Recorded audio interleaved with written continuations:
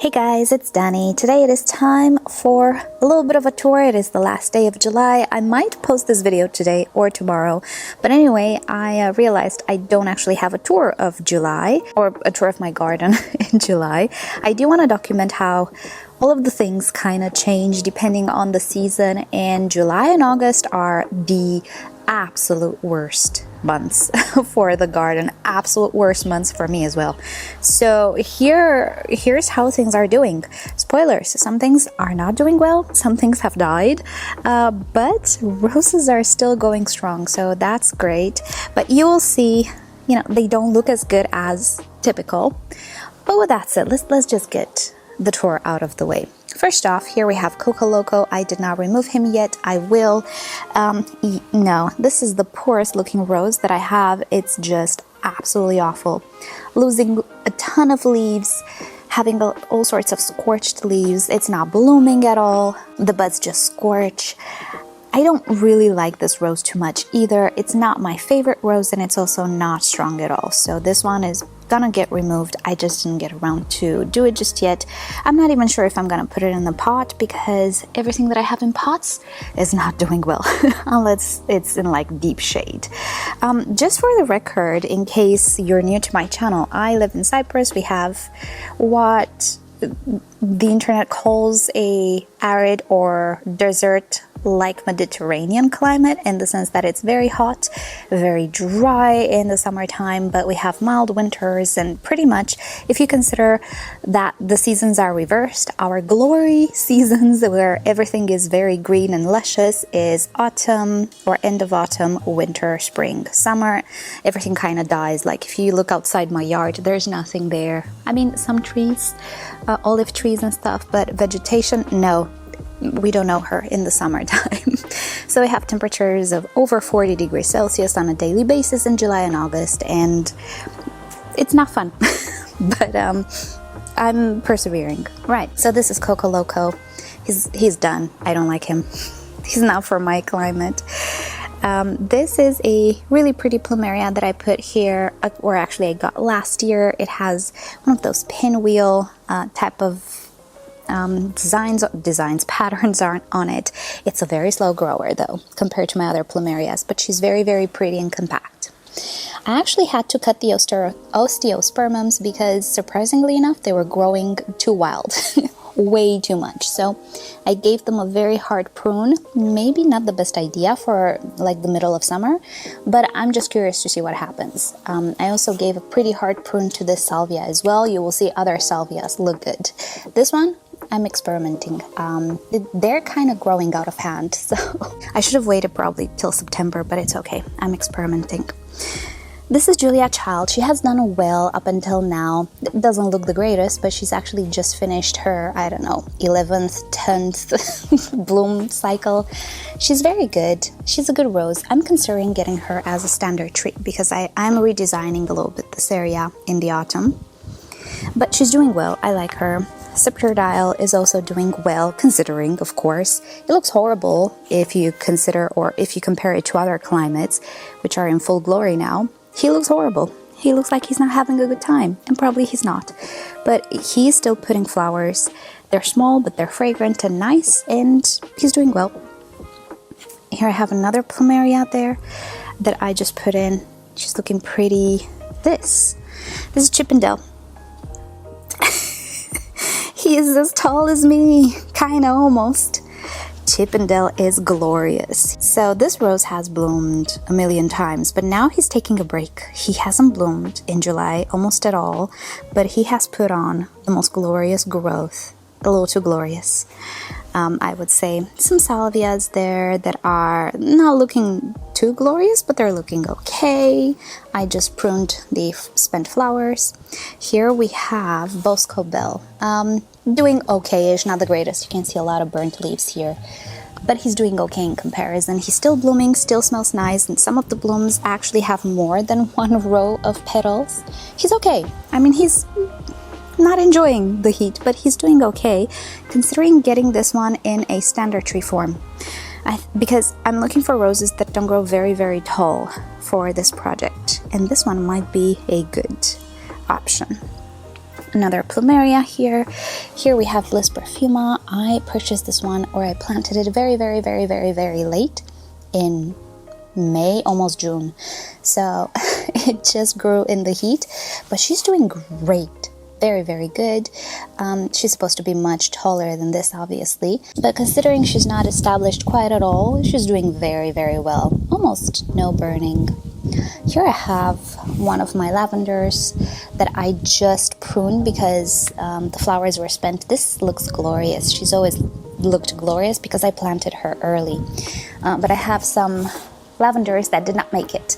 They actually died off because I planted them late and they didn't produce foliage that was adapted to this amount of sun and heat.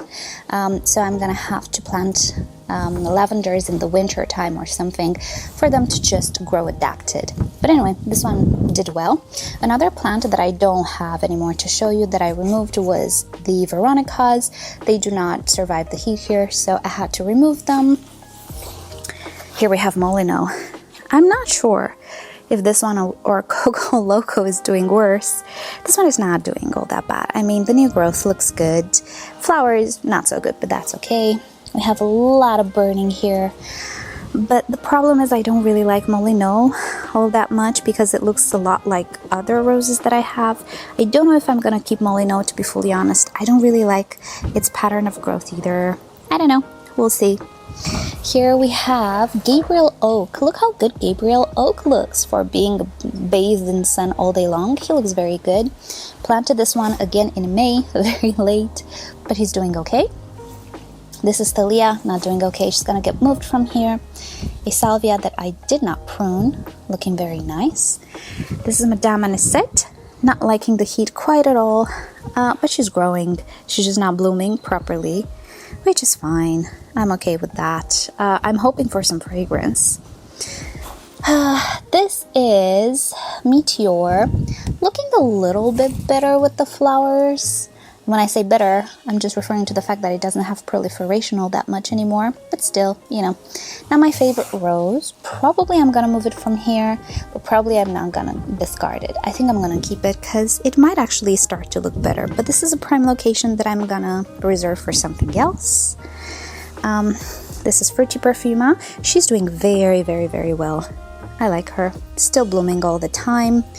I forgot what these are, but these are doing very well as well. And especially if they have a little bit of shade, they actually do, from this crepe myrtle. If you remember, this is the crepe myrtle that has a pinky lavender color. What it did was it lost all of its leaves. It looked a little dead, to be fully honest, but I'm already used to it. I know what to expect when I buy new stuff that are not adjusted to the sun. And then it produced brand new foliage and a few buds. There we go. So he's doing okay. Crepe myrtles are actually doing okay here.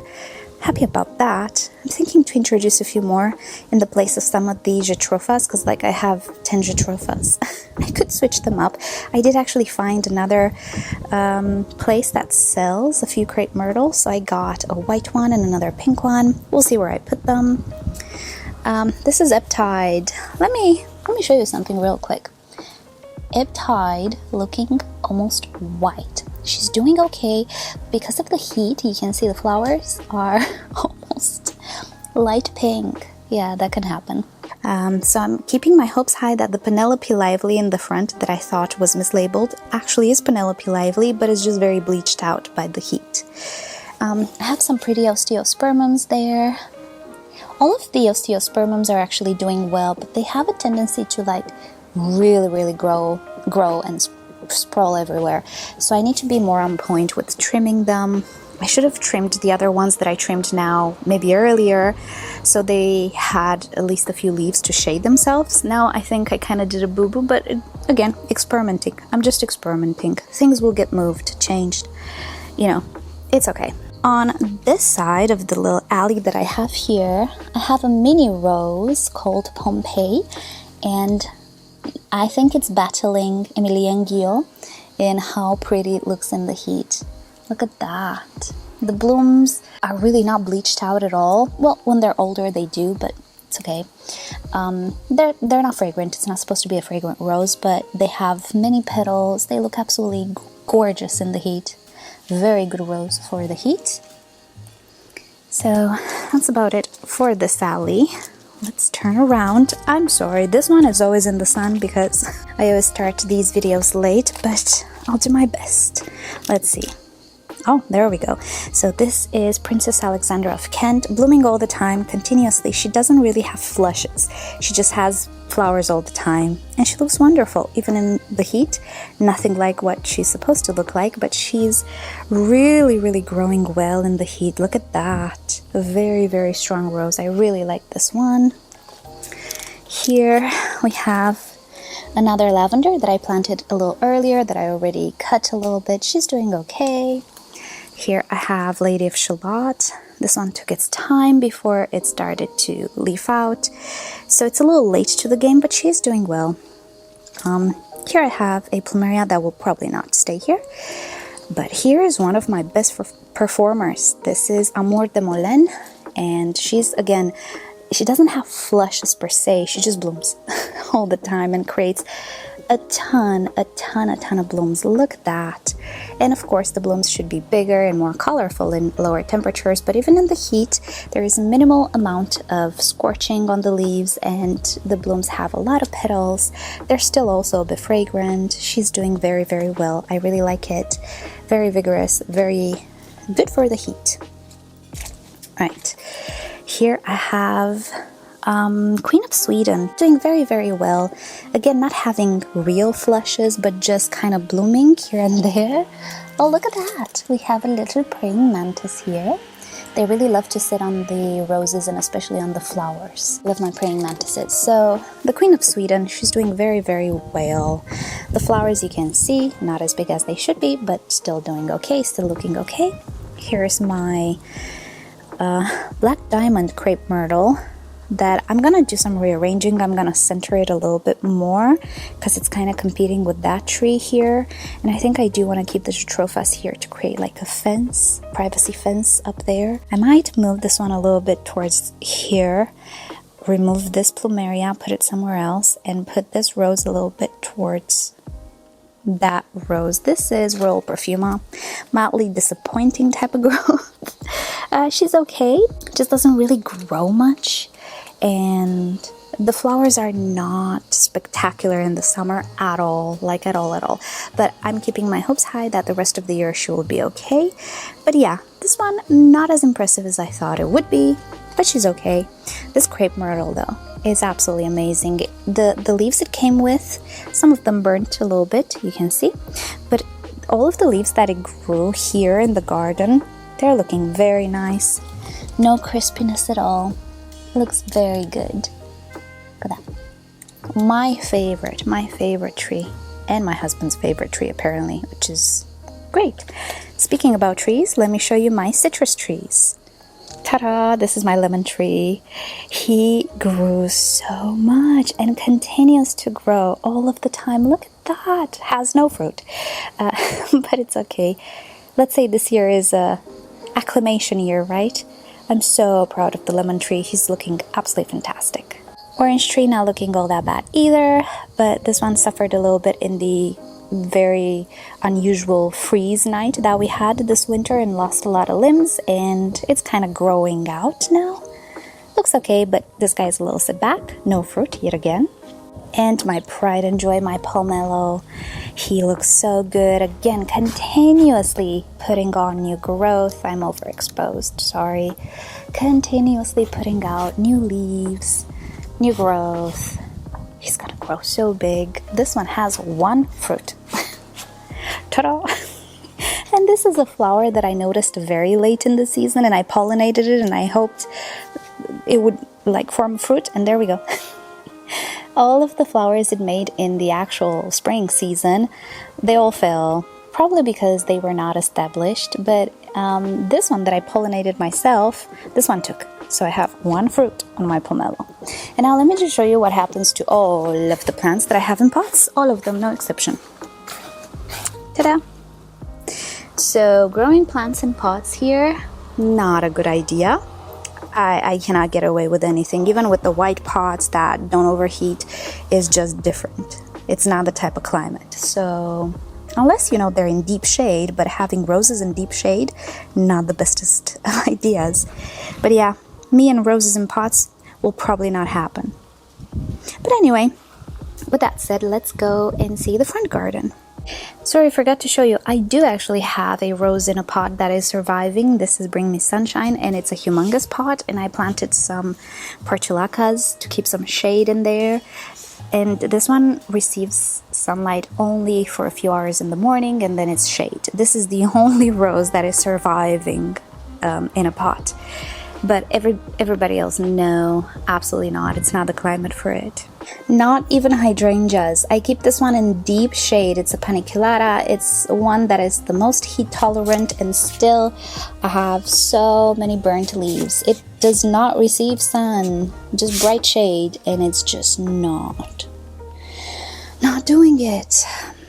So let's look at the front garden. It's a little bit wild. Here's another rose that is like hanging on for dear life. Even the bougainvilleas are not doing it. This one died. This is a crepe myrtle I just found. Yeah, no.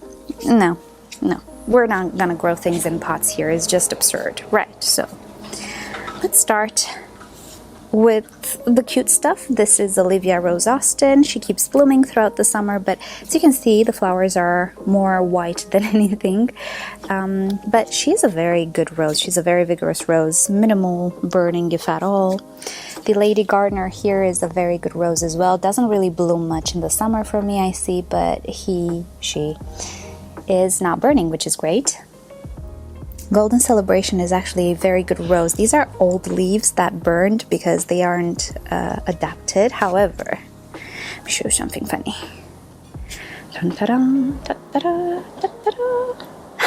He's 2 meters tall. Needless to say, he will be moved closer to the fence, and I'm gonna train him in the summertime, like on a horizontal level, because yeah, this is a mini climber. Right, this is Easy Does It. Looks good. I want to replace this truffa with maybe a crepe myrtle. The salvias and verbena, they're doing okay. I cut them already once. This is Bathsheba. It will be moved. Hoping the neighbors are not out. It's weird. I need more privacy here. I don't like to vlog. This is Shando's Beauty. Doing good. Doesn't really have flushes. He just blooms on and off. This is Thomas A. Beckett. Actually really like this rose, but I need to move it from here. Also, can you see how eaten he is though? Grasshoppers really like Thomas A. Beckett. He did put out a few blooms that did not look bad, to be fair. So I'm gonna move him into a better location. Some pretty salvia. This is the stem or standard tree, Nostalgie. Does not bloom well in summer at all, but it's okay. Here we have the Poet's Wife. She is sprawling, but she's doing great. Look at that. It looks really good next to the salvia. This is my, hopefully, Penelope Lively. Planted her in May, very late. This is a rose. Oops, I got tangled. This is a rose I might change location of. This is Summer Romance. I don't like this rose at all. I don't know why. I don't like how it grows. I don't like the fact that it barely blooms in the summertime. Can I show you? There we are. Yeah, this is how it blooms in the summertime. And I get it. It's hot. But other roses bloom better. So either he's not sitting here in my garden, either I'm gonna move it. I don't know. We'll see. Roald Dahl. I will move it because it has a habit which doesn't really fit on the alley. Yeah, I want to move it and put it somewhere else. Oh, Alexandra David Neal. Grasshoppers did a number on her, but she's still blooming in the middle of summer. It does not look good, but she's still blooming. And she's looking great. Very vigorous rose. My Edens. They're looking good, but they're not blooming in the summertime. They need to grow a little bit more, I suppose, but they're growing. My blue girl there, she will be moved somewhere else because she's a tiny rose actually, and I want to put here stuff that grow tall, like maybe Summer Romance, maybe Pomponella, things of the sorts. Here though, she's not not good here. I'm gonna put her somewhere else. Ancient Mariner, I don't like him. Does not bloom well in the summer, and is absolutely not fragrant for me. I will see in the winter, maybe he's fragrant in cooler weather, but I don't like how it grows, and yeah, I don't like him so much. But I do love Milianguio, which is next to him, taking a little break from blooming, but like this is the best rose for heat, hands down. Absolutely gorgeous. Pomponella. Here's something fun, not really. Everything that is above the soil is nice and green. Everything that is above the walkway is scorching because of the reflected heat.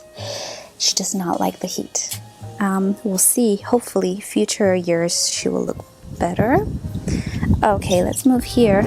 Here we have Sweet Honey. He's doing okay. He's blooming a lot. Not the best in summer, but he is actually doing great and the bush looks great. Courage. Again, not a big fan of Courage. Either he's gonna get moved, either he's gonna get removed. We'll see.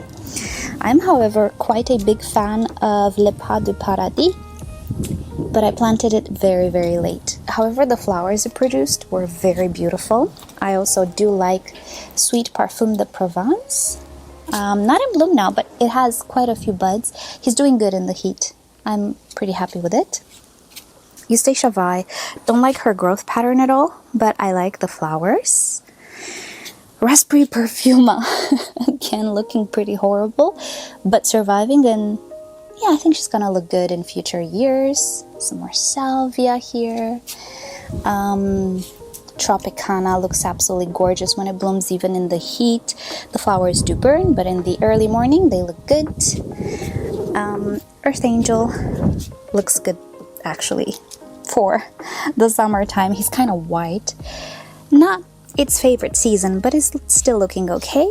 And there I have Black Caviar, which used to have some type of salvia around to mask the fact that whoever grafted this rose kept such a high stem. I hate it. I hate it. So I was hiding it with some salvia. I don't know the type of salvia that this is, but it does not survive in my climate. I had two. One here, one next to Milianguio. Does not survive my climate in the summertime. You can see it's scorched. So I will focus more on this type of salvia and this type of salvia, which are actually doing well. This one, which I'll show you a picture of, does not survive, so I shall not purchase it and put it in my garden anymore. And I think that's it. That is the extent of the garden. I feel like July and August most likely are the worst, and my garden will look the worst. And if this is the worst, I'm good. I'm good with it. I wish I could like pan out to show you what's around me. It is desert. So this little green oasis here, I'm okay with it. And when my trees grow a little bit more and they provide more shade, things are gonna look even better, because I do see there is a major difference in the plants that grow in the partial shade or dappled shade and the ones that are blasted with sun. Everything here is blasted with sun. There is no shade. Except for very early morning. You can see the sun is coming, but there is no shade. My trees are not big enough. They're young, and it will take a while. So what you see here and how it looks like, it is more than full sun. It is all day sun. This is my southern exposure, not ideal. And I live in one of the hottest, if not the hottest country in the European Union, I wanted to say. In the hottest part of the island, because I'm in the center of the island, I'm not coastal. So this is the hottest you can get in the European Union. I will give some special mentions maybe to Portugal, parts of Spain. We're kind of similar in that regard, but I feel like the Cyprus sun is even worse. And also it doesn't rain in the summer here. So if this is how things look like, I'm good. I hope August will not kill everything, but I think it won't. I think this is the worst it's gonna get. By the way, you see some holes here? Yeah, I had some lavenders that died. Yeah, lavender, the Spanish type, it died off. Didn't want to survive. So yeah, that's why the hole's in the ground, but it's okay. I already have things planned here, so there's no point in me going and putting stuff here. I'm gonna wait for September. I can go with it another month in August. There's no point in me planting anything now because it's just gonna die. So yeah, I know there are holes in the ground, but it's okay. Alrighty, so I think this has been it. There will be a lot of changes come September, October for the garden, but now I cannot really do anything because I cannot even move the roses. If I move anything, it's just gonna die. Notice how I'm not showing you Rumba, sorry. I had a rose called Rumba. It died. I moved it into a more shady location. It died. No, we don't move stuff in the summer.